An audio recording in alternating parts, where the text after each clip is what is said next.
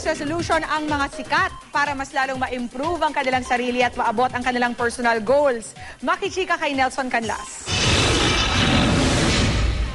Hindi magpapahuli sa New Year's resolution ng ilang kapuso stars. Si Dominic Rocco natatampok sa Telefantasia na Indio, planong bumiyahe sa Europe sa 2013. Gusto ko lumabas ng bansa dahil napakalaki ng mundo. Gusto ko lang makita kahit konti lang.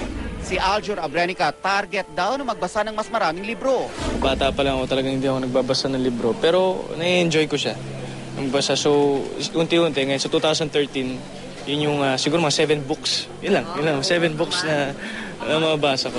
Habang pagbubutihin naman daw ni Mark Heras ang kanyang trabaho. Papatuloy ko na lang yung maayos na mga ginagawa ko. Marami ako sigurong ginagawang preparation ngayon for upcoming project. Hindi naman hinintay ni Raisa Sino ng bagong taon para sa kanyang resolution at sinisimula na niyang i-conquer ang kanyang takot sa tubig.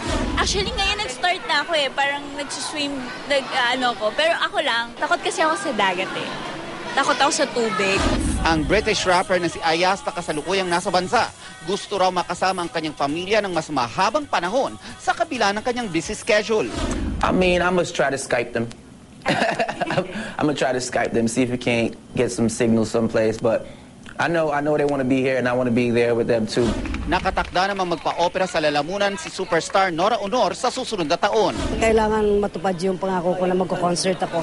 Pero meron nga bang New Year's resolution si Ate Guy? Sa tigas ng ulo ko, wala. Kasi mangangako ako. Pagkatapos, hindi ko rin matutupad. So, nagkakasala ako lalo noon. Nelson Canlas updated sa Showbiz Happening.